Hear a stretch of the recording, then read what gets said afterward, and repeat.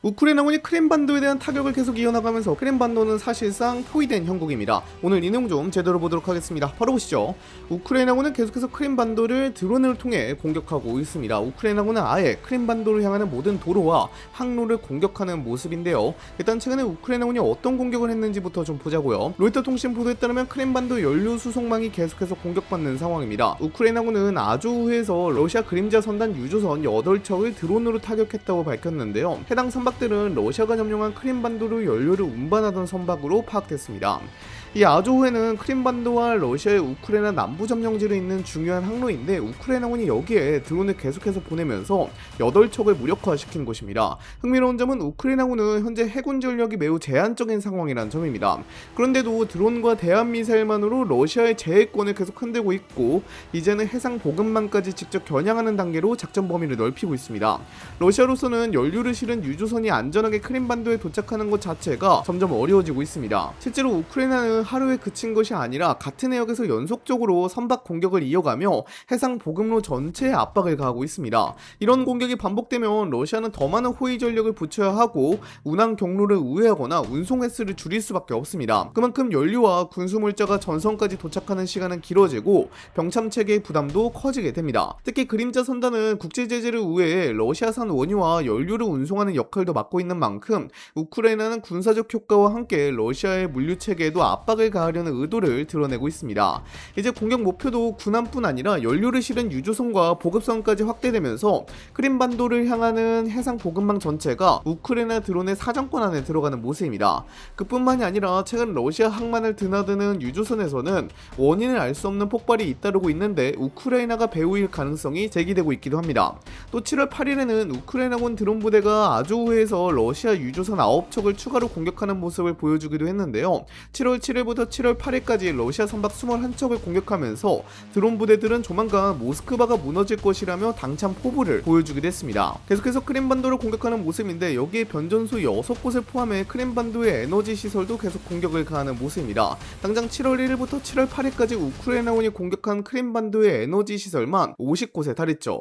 여기에 크림반도 내 잔코이 공군기지, 크림 항만시설, 크림반도의 연료 및 탄약시설까지도 전부 다 공격을 가했습니다. 당장 크림반도의 일부 지역에서는 며칠째 전기가 끊긴 곳도 다수 있었습니다. 이게 계속해서 크림반도를 공격하다 보니까 크림반도 내에서는 연료 공급과 식량 부족, 전력 공급 중단 사태가 벌어지게 되었는데요. 러시아에서는 이 문제를 해결하기 위해서 연료 수송 차량을 물탱크나 우유 운반 차량으로 위장하여 크림반도로 옮기고 있다고 합니다. 하지만 이마저도 우크라이나군 첩보망에 걸리게 되어 공격받는 형국인데요. 우크라이나군은 이제 크림반도로 물자를 수송하는 경로에서 트럭 등이 보이면 잠재적인 연료 운반 차량으로 간주하여 공격하고 있다고 합니다. 그렇다 보니 크림반도는 사실상 고립된 상태인데요. 월스트리트 저널은 러시아 본토에서 크림반도로 이어지는 주요 물적 공급선이 잇따라 차질을 빚으면서 크림반도가 사실상 고립된 상황에 놓였다고 분석했습니다. 러시아는 아직 크림반도와 연결된 통로를 완전히 잃은 것은 아니지만 기존처럼 안정적으로 병력과 군수물자를 이동시키기는 훨씬 어려워졌다는 평가가 나오고 있습니다.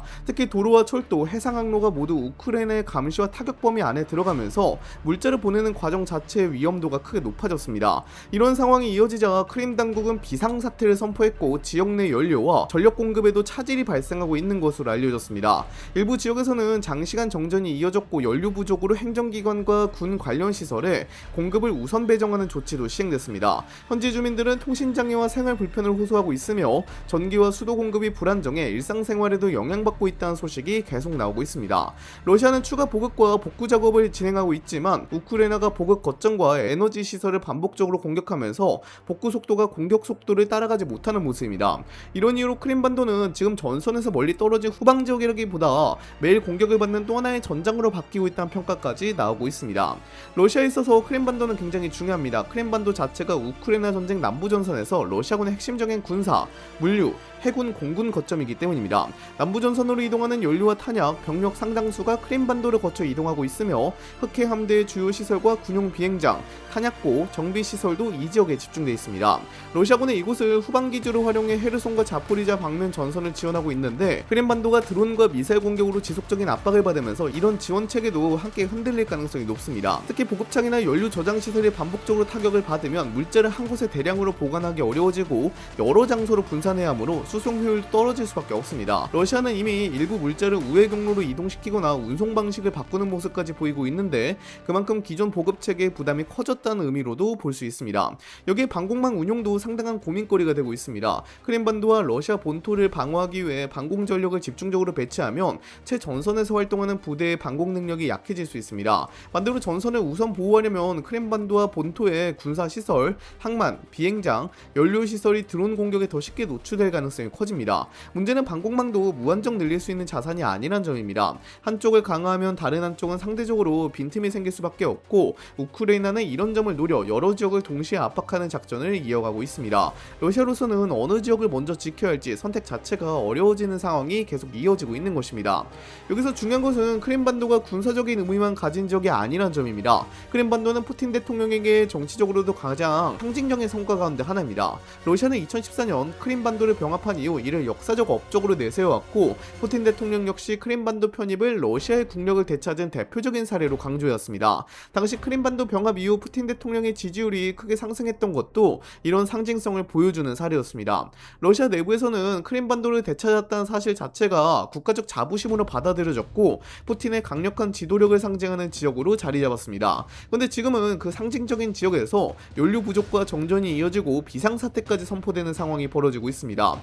여기에 우크라이나의 드론과 미사일 공격이 반복되면서 군사시설은 물론 주요 기반시설까지 지속적으로 위협받고 있습니다. 이런 모습은 크림반도가 더 이상 절대 안전한 후방기지가 아니라는 점을 러시아 국민에게도 보여주는 결과로 이어질 수 있습니다. 특히 러시아가 막대한 병력과 장비를 투입하고도 크림반도에 대한 공격을 완전히 차단하지 못하는 상황이 이어질 경우 푸틴 대통령이 강조해온 통제력과 안전성에도 의문이 제기될 가능성이 있습니다. 크림반도는 러시아가 반드시 지켜야 하는 전략 거점인 동시에 푸틴의 정치적 상징이기도 한 만큼 이 지역의 불안정이 길어질수록 군사적인 부담뿐 아니라 정치적인 부담도 함께 커질 수 있다는 분석이 나오고 있습니다. 우크라이나가 노리는 목표도 함께 살펴볼 필요가 있습니다. 현재 우크라이나는 크림반도를 당장 탈환하기 위해 대규모 상륙작전을 준비하는 모습은 보이지 않고 있습니다. 대신 러시아가 크림반도를 계속 유지하는 데 들어가는 비용과 부담을 극단적으로 높이는 방향에 집중하고 있다는 분석이 나오고 있습니다. 연료 저장 시설과 탄약고, 항만, 철도, 에너지 시설, 보급 차량을 끊임없이 공격하는 이유도 여기에 있습니다. 한 곳을 점령하는 것보다 보급 체계를 계속 흔들어 러시아가 더 많은 병력과 장비를 방어에 투입하도록 만드는 것이 현재 우크라이나의 전략이라는 것입니다. 이렇게 되면 러시아는 새로운 공세를 준비하기보다 기존 전력을 유지하는 데 더 많은 자원을 사용할 수밖에 없습니다. 방공망을 추가로 배치하고 손상된 시설을 복구하고 새로운 보급 경로를 확보하는 과정이 반복될수록 전쟁 비용도 계속 늘어나게 됩니다. 우크라이나는 이런 부담이 장기간 누적되면 러시아의 전쟁 수행 능력이 점차 약해질 것으로 보고 있습니다. 특히 크림반도는 러시아가 반드시 유지해야 하는 전략 거점인 만큼 쉽게 포기할 수도 없습니다. 그렇다고 이전처럼 안정적으로 운영하기도 어려운 상황이 이어진다면 러시아는 막대한 자원을 계속 투입해야 하는 구조에 놓이게 됩니다. 우크라이나는 바로 이런 점을 노리고 크림반도 전역을 지속적으로 압박하고 있다는 평가가 나오고 있습니다. 다시 말해 크림반도를 한 번에 빼야 하는 것이 아니라 시간이 지날수록 러시아가 스스로 감당하기 어려운 환경을 만들어 전쟁의 주도권을 조금씩 가져오려는 전략에 무게를 두고 있는 것입니다.